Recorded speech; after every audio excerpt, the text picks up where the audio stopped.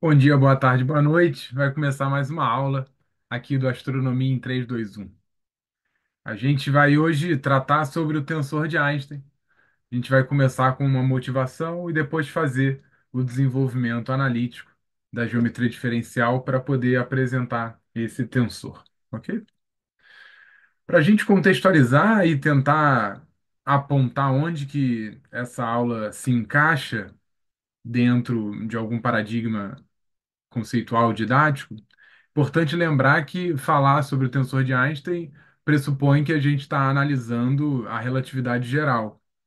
Então, a gente pode tentar fazer um certo caminho, onde uma análise inicial foi feita de uma física clássica, depois, com o advento da relatividade restrita, a gente tem as inovações e as consequências dessa nova teoria, e por fim, então, a relatividade geral expande quais eram os sistemas físicos que antes, na relatividade restrita, estavam restritos, genialmente, a referenciais inerciais.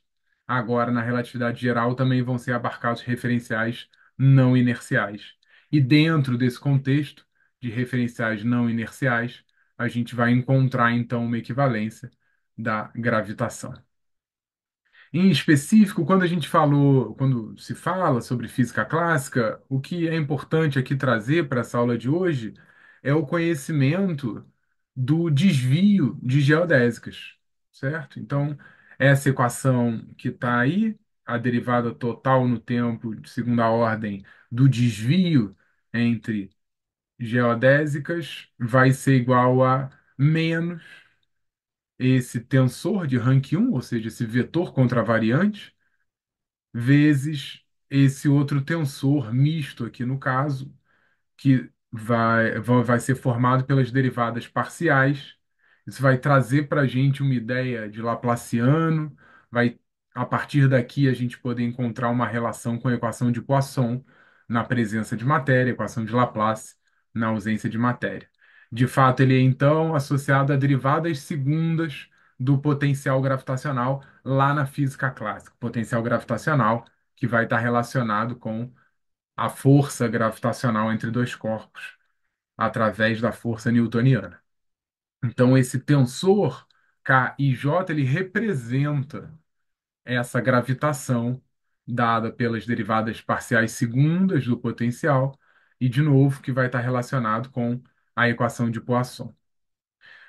Com o passar da disciplina, a evolução do conhecimento dentro desse contexto que a gente está conversando aqui, naturalmente se fala sobre a relatividade restrita, que de maneira geral vai estar associado a como referenciais inerciais vão ter alterações, em especial devido a dois postulados da teoria da relatividade restrita.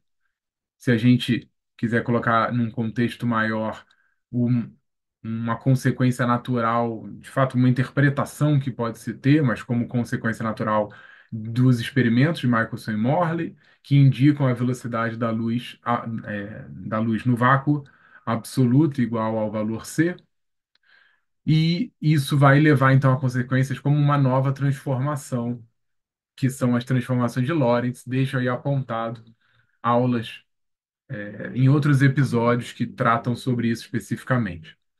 Para o nosso contexto aqui, dessa aula do tensor de Einstein, eu quero mais chamar a atenção, na verdade, que também no estudo da relatividade restrita foi visto que é possível analisar uma equação da continuidade que vai relacionar, no caso de cargas elétricas e cargas elétricas em movimento, essa variação no tempo, uma derivada parcial da densidade no tempo, mais esse operador nabla da densidade de carga, ok? Então, portanto, do divergente da densidade de carga. E isso pode ser reescrito quando a gente toma, dentro do contexto da relatividade restrita, onde espaço e tempo formam um conjunto de quatro coordenadas. Então, dentro desse contexto, a gente pode reescrever essa equação da continuidade dessa outra maneira, que depende de derivadas parciais, no caso aqui, associado a um quadrivetor, né? É uma quadriquantidade de energia-momento. Então, quadricorrente, perdão, que vai estar associado à densidade e à corrente de carga. Então, essa nova maneira de reescrever a equação da continuidade é que eu quero chamar a atenção para a aula de hoje, porque quando se fala sobre relatividade restrita, ela também vai ter um equivalente.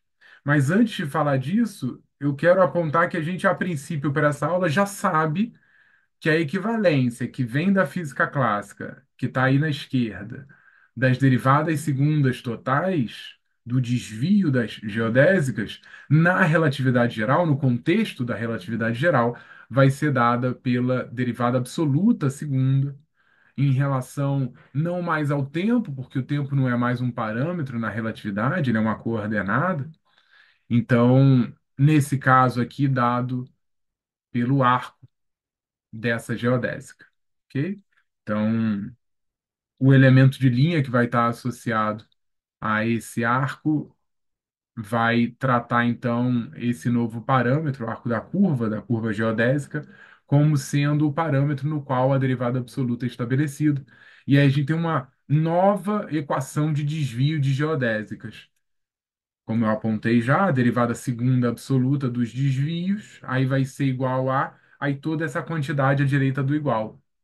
Nota que lembra, né, na sua forma estrutural, lembra exatamente o desvio de geodésicas da física clássica, via uma geometria diferencial que tem a presença de um campo gravitacional, mas aqui não há nenhum campo gravitacional. Eu estou trazendo como um resultado, já a princípio, mas é claro, merece toda uma discussão e uma aula própria para isso, que não é o caso de hoje, mas eu estou trazendo então aqui como.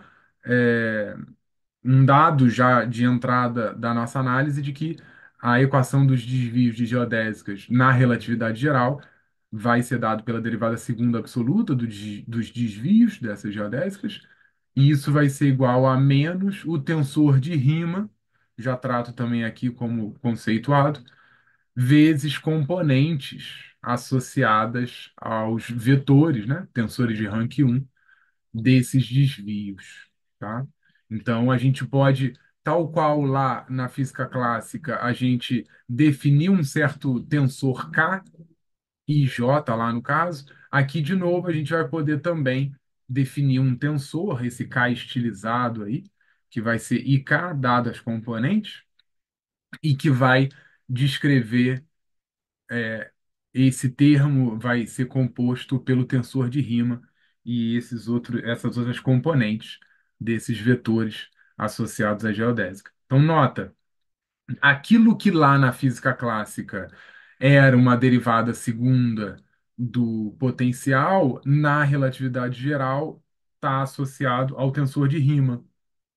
Então, só estou apontando, não estou deduzindo nada, isso de novo cabe em uma aula própria, eu estou aqui apontando só o fato de que esses conhecimentos vão ser importantes para a aula de hoje. E a gente traz a princípio de um conhecimento pregresso.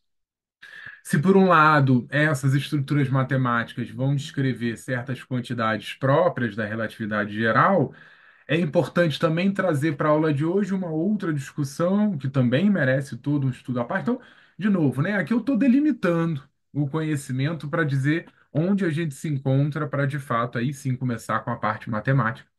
Então, tal qual esses conhecimentos pregressos de física clássica, relatividade restrita e relatividade geral compõem o arcabouço da aula de hoje, é preciso também que, junto ao desenvolvimento algébrico que a gente vai fazer hoje, a gente tenha também uma certa intuição física no fundo da nossa explicação, que é que o conteúdo material energético se relaciona com a geometria, tá?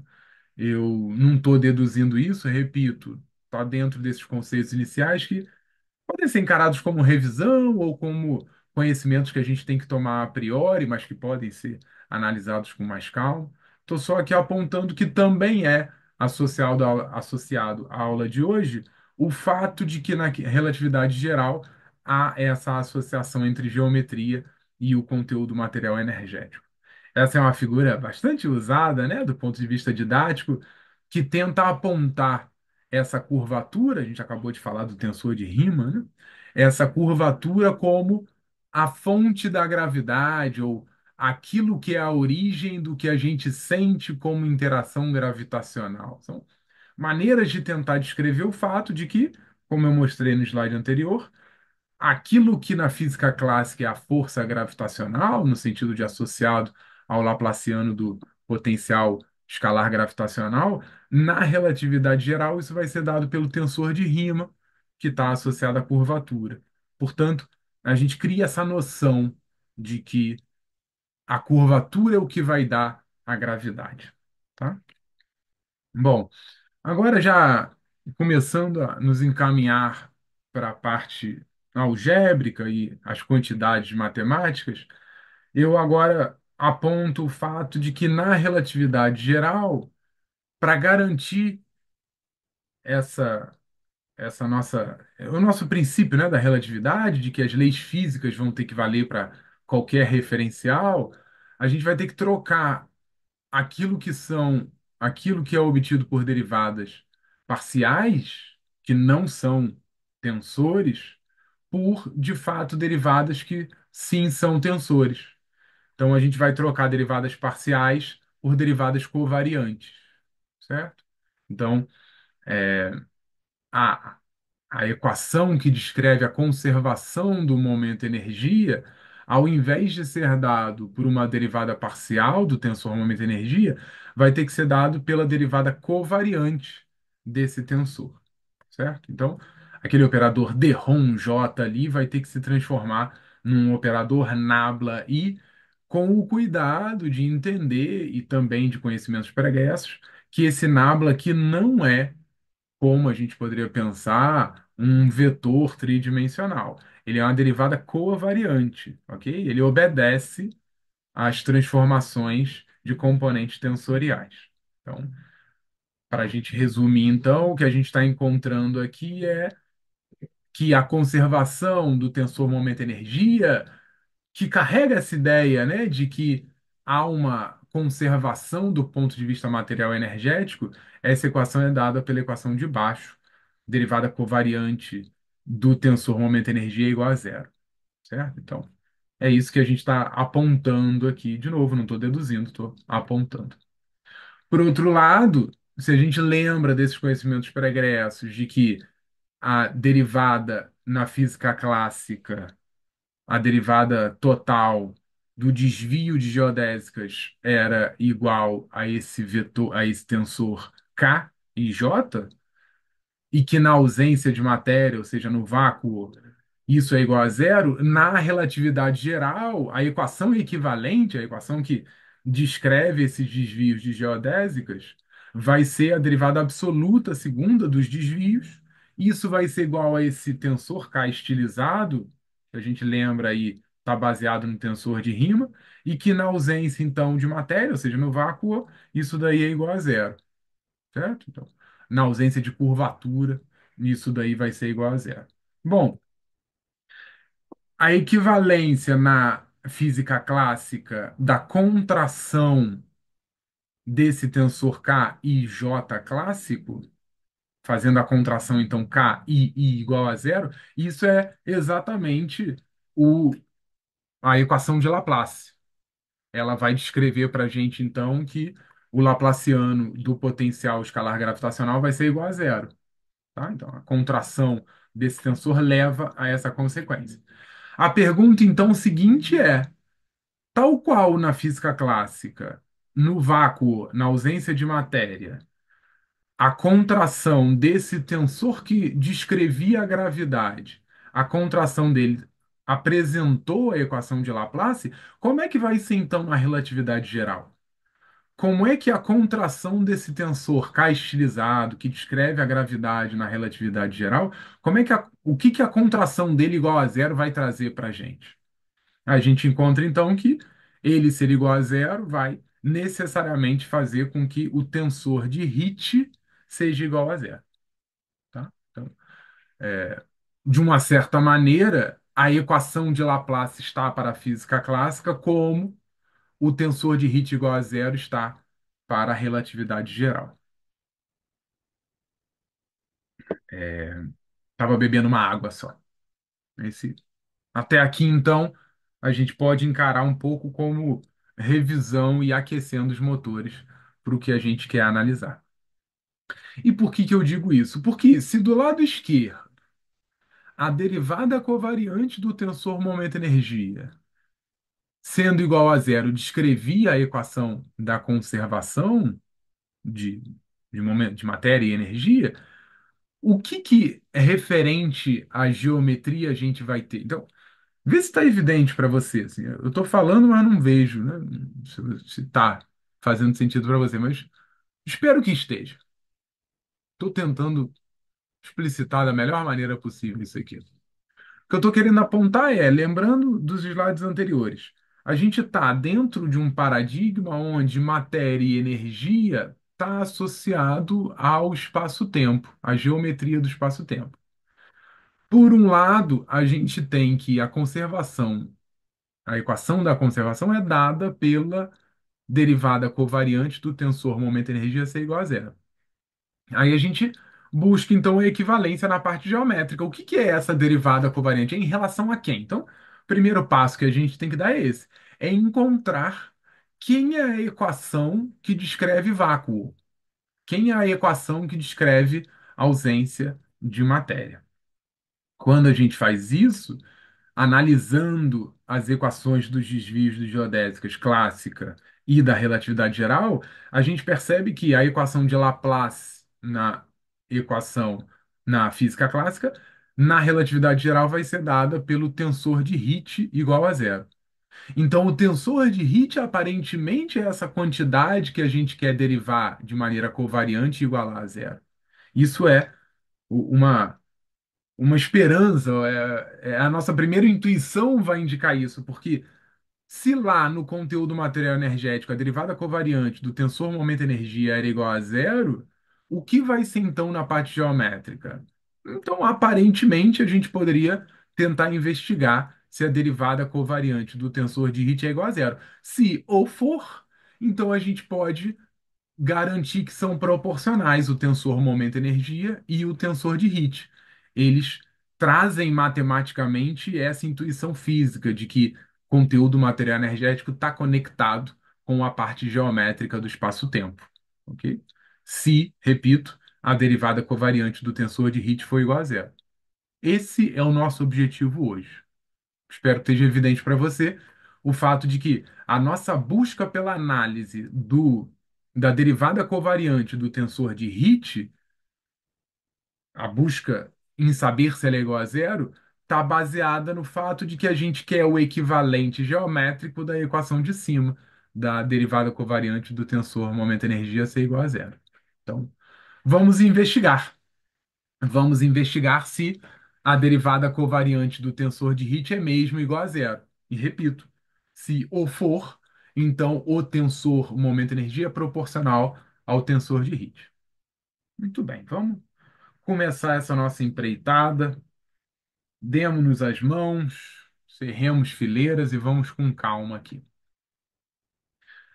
Para a gente encontrar essa derivada covariante do tensor de Hit, na verdade, a gente vai tomar uma outra estratégia. A gente não vai atacar diretamente o tensor de Hit. A gente vai analisar as derivadas covariantes associadas ao tensor de Riemann. E, dado uma contração das componentes do tensor de Riemann, aí sim encontrar o que é a derivada covariante do tensor de Hit. Vamos com muita calma aqui. Eu estou com tempo, espero que você também. Primeira coisa que a gente vai fazer vai ser tomar as identidades de Bianchi. Eu não vou prová-las aqui, eu vou tomar como verdadeiras. Rogo às amigas e amigos da matemática que facilitem o acesso desse conhecimento a você. E isso, repito, assim como disse lá para outros conceitos iniciais dessa aula, esse aqui também caberia uma aula só para falar dessas identidades. Vou pular essa parte para ficar, de alguma maneira, mais palatável esse nosso estudo de hoje. Então, tomando as identidades de Bianchi, que vão associar os tensores de Riemann e permutações dos seus índices, tanto a primeira identidade, que vai relacionar as componentes diretamente do tensor de Riemann com quatro componentes covariantes igual a zero, a segunda identidade, que é a que a gente vai usar, vai apresentar uma relação de identidade das derivadas covariantes do tensor de Riemann com quatro componentes covariantes e igualar isso a zero. Tá? Então, repito, peço até desculpas por apresentar esse conteúdo como se fosse óbvio, não é. Eu estou mais querendo ganhar tempo aqui, tomar algo como conhecido para partir desse ponto em diante. Então, o ponto que eu vou seguir a partir de agora vai ser a existência da identidade de Bianchi, em específico a segunda identidade de Bianchi. Dada essa identidade, então, vou falar uma única vez as componentes para não ficar tão maçante aqui para a gente. Então, a derivada covariante do índice M do tensor de Riemann das quatro componentes covariantes NJ, K e L, com permutações cíclicas, a soma disso é igual a zero. Bom, a gente vai fazer agora um primeiro passo, que é fazer a famosa subida de índices, uma, uma nomenclatura bastante usual, apesar de talvez pouco formal na fala, mas é uma subida de índices no sentido de fazer com que um índice que era contravariante se torne, perdão, covariante se torne contravariante. Como é que a gente faz isso? Identificando o tensor métrico como aquele que faz essa subida e descida de índices. Então, vamos pegar o primeiro termo, por exemplo. A gente tem uma derivada covariante M do tensor de Riemann NJKL. Ele é igual a derivada covariante índice M dessa quantidade, produto do tensor métrico NI com um tensor de Riemann I contravariante, JKL covariante. Isso porque, repito, esse produto vai justamente fazer esse abaixamento de índices, fazendo com que o que agora é um tensor de Riemann com uma componente contravariante e três covariantes, se torne uma quantidade de quatro índices covariantes. Ok? Então, a gente pode reescrever essa primeira linha como a segunda linha e o equivalente em todos os outros termos. Ok? A gente está sempre fazendo isso de reescrever esse índice que a gente pode identificar como abaixado, n, como sendo uma multiplicação de uma métrica covariante, NI, por um tensor que tem esse primeiro índice contravariante, I, certo? Então, a gente está reescrevendo a identidade de Bianchi, levando em conta um tensor métrico dentro dessa derivada covariante. O que a gente vai fazer então agora é aplicar a regra de Leibniz, que vai apontar que a derivada de um produto vai ser igual à soma de um primeiro termo vezes a derivada do segundo, mais o segundo vezes a derivada do primeiro. Essa regra de Leibniz também é válida para a derivada covariante. Então, esses três termos que estão aí em cima, que são derivadas covariantes de um produto métrica tensor de Riemann, agora vão se tornar dois, quatro, seis termos, onde em cada um desses termos a gente tem, proveniente da regra de Leibniz, o que era uma derivada covariante de métrica vezes tensor de Riemann, agora vai ser métrica vezes derivada covariante do tensor de Riemann, mais derivada covariante da métrica vezes o tensor de Riemann. Isso vai acontecer nos três termos da equação de cima. Então vamos focar aqui dentro dessa última equação, especificamente na derivada covariante da métrica. Então, é, assim como a gente obteve essa última equação a partir da regra de Leibniz, a gente vai necessariamente ter três termos de derivadas covariantes da métrica covariante. Para a gente descobrir o resultado dessa conta, a derivada covariante da métrica covariante, a gente vai retornar a definição da derivada covariante.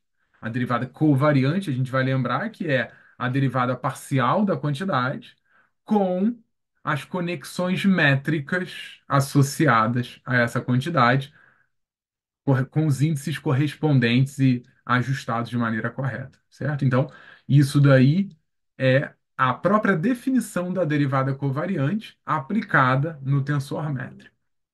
A gente pode, em seguida, aplicar o que é a, a própria conceituação da conexão métrica dentro da relatividade geral como sendo exatamente o símbolo de Christoffel de segunda espécie, certo? Então, na passagem da primeira equação para a segunda, a gente está assumindo que na relatividade geral é verdade, de que a conexão métrica é igual à conexão afim.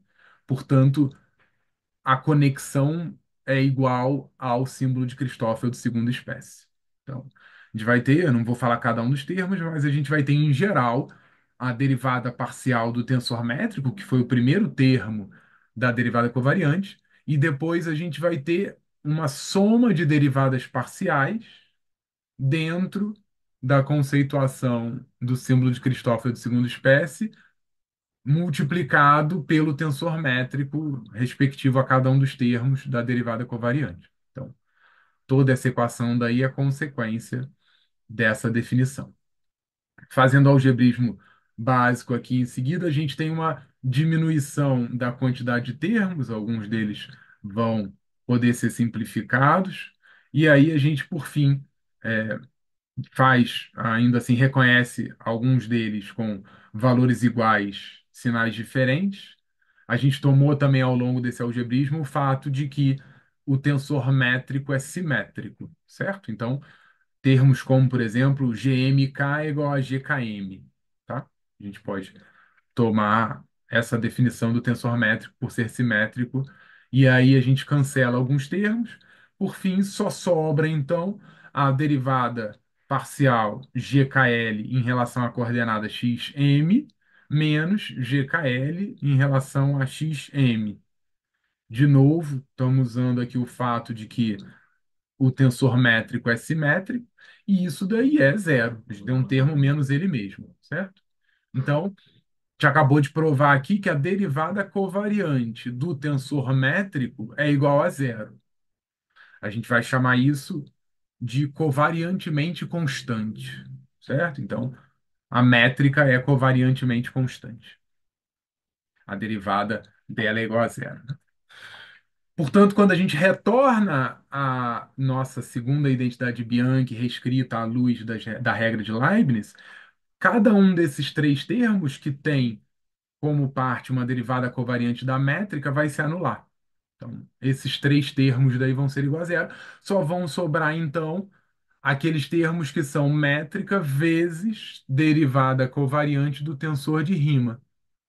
E aí, entendo uma métrica não nula, um GNI diferente de zero, a gente pode reescrever a equação anterior como sendo essa soma das derivadas covariantes dos tensores de Riemann, com uma componente contravariante e três covariantes, com esses índices permutados. Então, em alguns livros também vocês vão encontrar a segunda identidade Bianchi dada diretamente por essa expressão. A gente acabou de provar, de fato, a segunda identidade Bianchi leva a essa daí frente, assumindo os pressupostos que a gente apontou.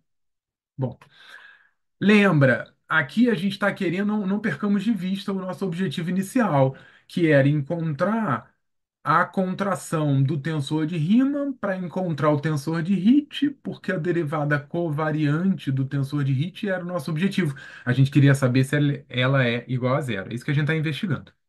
Então, nessa tentativa não, né? Nessa busca pelo tensor de Hit, a gente pode contrair os índices I e L dessa equação. Quando a gente faz isso, a gente vai ter, por definição, o tensor de Riemann se convertendo no tensor de Hit, e aí a gente tem derivada covariante M do tensor de Hit covariante JK mais derivada covariante de K. O tensor de Riemann aqui vai ter que ser mantido porque a contração está sendo feita no primeiro e no quarto índice. A definição aqui que a gente está usando é de que o tensor de Hit ele é a contração do índice contravariante com o último índice covariante. Isso é que dá o tensor de Hit para a gente aqui. Então, portanto, apesar do primeiro termo ter se convertido no tensor de Hit, o segundo não é ainda o tensor de Hit, tá? Ele ainda é um tensor de Riemann que tem essa contração, e o terceiro termo, a contração está sendo feita na própria derivada covariante. E isso tudo é igual a zero. Agora sim, a gente vai usar a propriedade do tensor de Riemann para encontrar a forma do tensor de Riemann que leva ao tensor de Hit, ou seja, com a contração no primeiro e no último termo, certo? Esse termo do meio. Então, o primeiro termo é igual, o segundo, pela propriedade do tensor de Riemann, quando a gente permuta, ele é antissimétrico, né, nos dois índices. Então, quando a gente permuta esses dois índices, a gente vai ter esse termo agora como negativo, mais o último índice. E aí, de novo, pela própria definição da contração do tensor de Riemann levando ao tensor de Hit, agora sim a gente tem a derivada covariante do tensor de Hit covariante JK menos derivada covariante K do tensor de Hit JM mais derivada covariante em I do tensor de Riemann e JMK, tudo isso é igual a zero. Para a gente seguir dentro dessa proposta e aí conseguir a contração do último termo, né, do tensor de Riemann no último termo desse somatório, a gente pode multiplicar essa equação por uma métrica contravariante, GKJ. Aí, multiplicando toda a equação, a gente obtém essa equação de baixo. E, dada a regra de Leibniz, a gente pode reescrever essa segunda equação como sendo um dos termos de uma derivada de uma multiplicação. Vê se está evidente para você.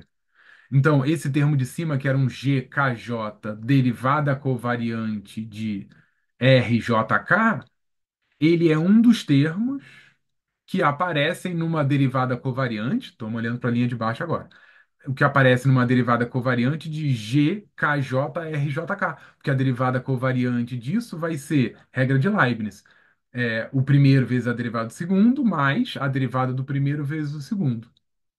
Para a gente manter a igualdade dessas duas equações, a gente tem que agora diminuir esse termo sobrante. Não deveria ser esse o termo, mas esse termo que está sobrando quando se usa a regra de Leibniz. Vê se vê se está evidente para você. Use o recurso tecnológico aí, pause o vídeo se precisar. Mas o que a gente fez basicamente foi reescrever cada um dos termos que era métrica vezes derivada covariante, como sendo derivada covariante de um produto, métrica tensor de Hit, menos o segundo termo, que é um tensor de Hit, vezes a derivada covariante da métrica.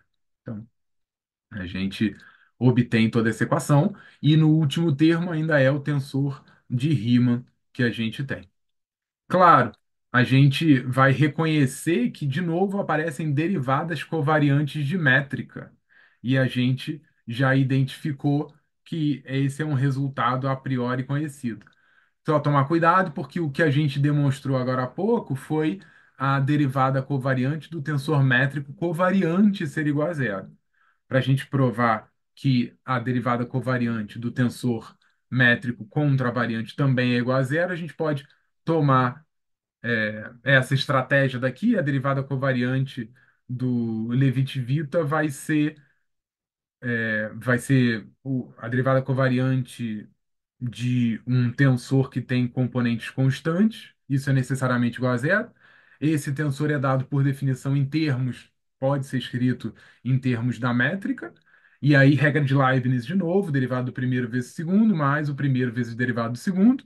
A gente já provou agora há pouco que a derivada covariante do tensor métrico covariante era zero, portanto, necessariamente a derivada covariante do tensor métrico contravariante é igual a zero. Então, usando esse resultado na equação anterior, aqui também a gente pode igualar a zero essa derivada covariante do tensor métrico contravariante, permitindo então que a gente reescreva toda essa equação só com os termos da derivada da métrica vezes o tensor ou de Hit ou de Riemann em cada caso, certo? Então, apesar do algebrismo ser um pouco demorado, a gente não poderia simplesmente incluir a métrica dentro da derivada covariante sem fazer essa prova antes que a gente acabou de fazer.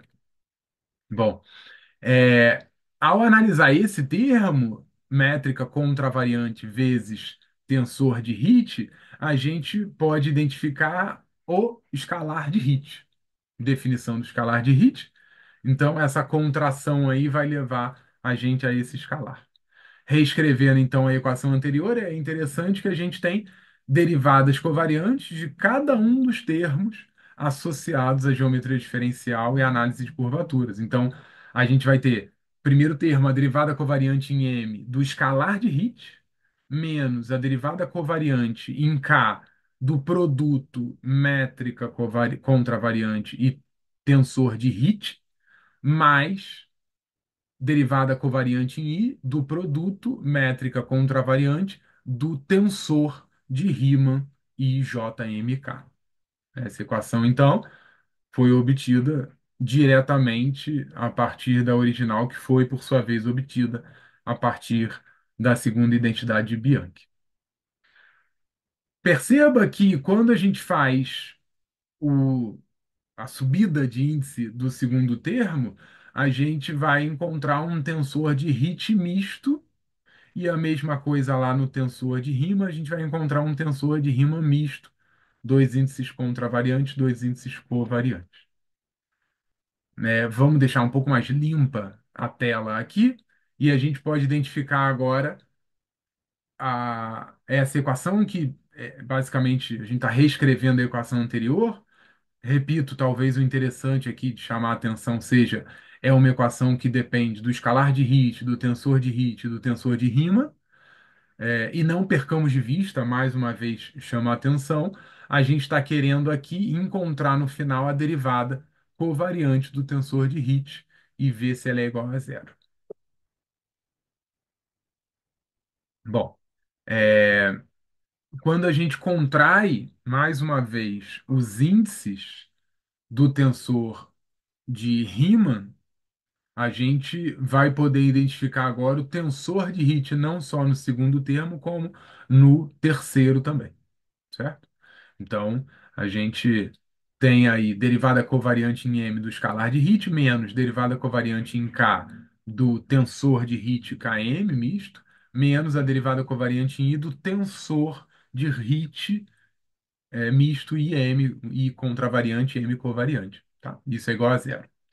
Nota que a gente já está agora se encaminhando para o que é a derivada covariante do tensor de Hit. Como a gente queria a derivada covariante do tensor de Hit contravariante, a gente ainda precisa fazer um pouco mais de algebrismo. O passo seguinte que a gente vai fazer vai ser reconhecer que os índices ali são mudos. Ver se faz sentido para você. A gente tem um índice contravariante e um covariante. Portanto, a gente tem uma soma aqui implícita na convenção de somatório de Einstein. Então, a gente pode reescrever qualquer uma dessas somas, derivada covariante e índice contravariante do tensor de Hit, por qualquer um dos índices. Vou escolher aqui o K por escolha, tá? Então, a equação anterior se torna derivada covariante em M do escalar de Hit menos duas vezes derivada covariante em K do tensor de Hit misto Km. Vamos limpar um pouco a tela e aí agora a gente vai reescrever essa equação levando em consideração a métrica. Toma aí um segundo para deixar interessante a aula, ver se faz sentido para você que é necessário esse passo. Por que seria necessário multiplicar pela métrica essa equação? Tic-tac, tic-tac. Lembra, a gente está querendo encontrar a derivada covariante do tensor de Hit contravariante, certo? Então, o segundo termo vai ter que subir o índice dele, n. Para a gente fazer isso, então, a gente precisa multiplicar pela métrica. A princípio, até aqui, se você me acompanhou, faz sentido, então, que a métrica possa naturalmente ser posta dentro dessa derivada covariante. A gente a princípio mostrou agora há pouco que a métrica é covariantemente constante. A prova está em slides anteriores, volta aí se você precisar, mas a gente já apontou e demonstrou que qualquer regra de Leibniz aplicada aqui vai levar a um termo que é uma derivada covariante do tensor métrico vezes algo, mais o tensor métrico vezes a derivada covariante desse algo. E aí esse termo, que é a derivada covariante do tensor métrico, vai ser igual a zero. A gente já provou que isso é igual a zero. Então a gente pode, com essa grande simplicidade, incluir o tensor métrico dentro da derivada covariante. Quando a gente faz isso, então, a gente pode reconhecer uma nova estrutura para o tensor de Hit. Então, o escalar de Hit vai se manter como tal, ou seja, a derivada covariante em M, GMJR. Nota que a derivada covariante é a derivada covariante desse produto, ok? Menos duas vezes a derivada covariante, aquilo que era o GMIJRKM vai se transformar no tensor de Hit contravariante. A gente subiu o índice, certo? Com o tensor métrico contravariante. É, só para ficar, de novo, esses são índices mudos, né? Então, para a gente colocar numa nomenclatura mais usual e aí fazer sentido com o que a gente começou a aula falando, é, a gente vai trocar os índices mudos de soma, M e K, por I. Então, a equação vai se tornar a derivada covariante em I do produto GIJR menos duas vezes a derivada covariante em I do tensor de Hit contra a variante IJ. Você já deve começar a perceber que quando a gente faz o algebrismo apropriado, nesse caso aqui, somado os dois lados por 2 derivada covariante do tensor de Hit contra a variante, é o famoso passa para lá somando, né?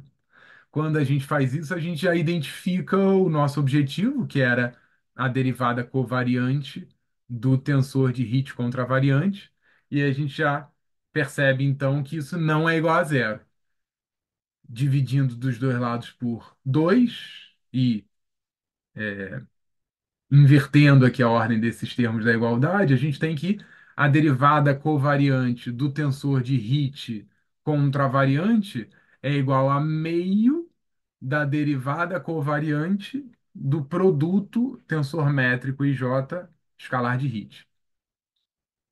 Isso é autoevidente, isso não é zero. Ok? Então lembra, o nosso objetivo era ver se era zero a derivada covariante do tensor de Hit. E não, não é zero. Acontece, né? Acontece nas melhores contas. Então, a gente acabou de provar então que o resultado da derivada covariante, a gente encontrou esse resultado, que a derivada covariante do tensor de Hit não é zero, mas sim meio da derivada covariante do tensor métrico contravariante escalar de Hit. Isso, repito, surgiu naturalmente, tem nada de natural, né? Mais de meia hora de conta. Surgiu da análise da segunda identidade de Bianchi e do algebrismo aí apropriado. Bom, não é zero a derivada covariante, mas nota, lembra aí que o nosso objetivo de investigar a derivada covariante do tensor de Hit era encontrar o equivalente geométrico da derivada covariante do tensor momento-energia.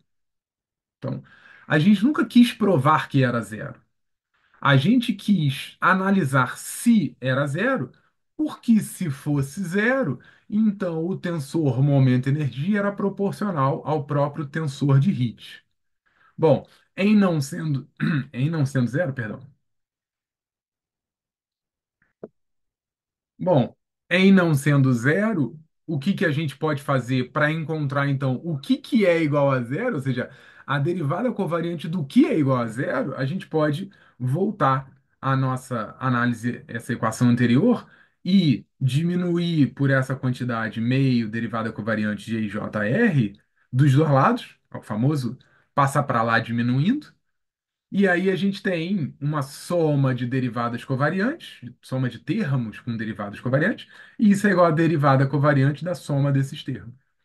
Então, ao invés de ser derivada covariante RJ menos meio derivada covariante GIJR, a gente pode reescrever como derivada covariante I, a derivada covariante de todo esse parênteses que vai ser RJ menos meio GIJR.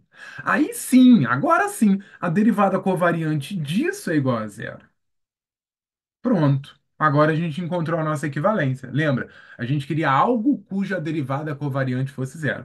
Então a gente pode reescrever essa quantidade do parênteses como um tensor, que de fato o é. Então esse tensor, RJ menos meio GIJR, a gente vai denominar como tensor de Einstein, que vai ser figurado pela letra G maiúsculo. Então GIJ, que é definido como RJ menos meio G e JR. Esse tensor de Einstein, ele sim tem sua derivada covariante, ou seja, a derivada covariante desse tensor é igual a zero. Bom, para terminar então aqui esse nosso encontro, vale a gente apontar que a gente partiu já de uma ideia assumida como conhecida, de que a derivada covariante do tensor momento-energia era igual a zero. Isso descrevia para a gente uma noção de equação de conservação. E aí a gente se questionou, dada a relação entre conteúdo material energético e geometria do espaço-tempo, o que seria essa quantidade geométrica que equivaleria ao tensor momento-energia? Portanto, dada a derivada covariante do momento-energia ser igual a zero, que termo é que tem a sua derivada covariante igual a zero? Dada a análise dos desvios geodésicos, uma primeira intuição seria o próprio tensor de Hit, porque já que a equação de Laplace tem como equivalência na relatividade geral o tensor de Hit igual a zero, poderia ser um primeiro palpite elegante a análise da derivada covariante dele ser igual a zero. Aí a gente tomou então aqui o nosso algebrismo, o nosso tempo, a gente provou que não. A derivada covariante do tensor de Hit não é igual a zero, mas sim igual a meio de derivada covariante do tensor métrico contravariante vezes o escalar de Hit. Bom, a gente pode então usar um algebrismo simples e reescrever essa equação como sendo a derivada covariante de uma soma de termos. Tensor de Hit i j menos meio do tensor métrico i j vezes o escalar de Hit. E aí, quando a gente pega tudo isso e identifica isso como um tensor, de fato, o tensor denominado de Einstein, aí sim a derivada covariante do tensor de Einstein é igual a zero. Pronto. Encontramos a nossa quantidade equivalente geométrica do tensor momento-energia. Então, dado que as suas derivadas covariantes são iguais a zero, a gente vai poder assumir que esses termos, esses tensores, têm as suas componentes como proporcionais. Então, a gente vai então reescrever essa proporção de maneira algébrica, né? G e J vai ser proporcional a T e J. E aí, agora sim, na sua forma final e mais conhecida, G e J, o tensor de Einstein, é igual a uma certa constante, kappa, vezes T e J, tensor momento-energia.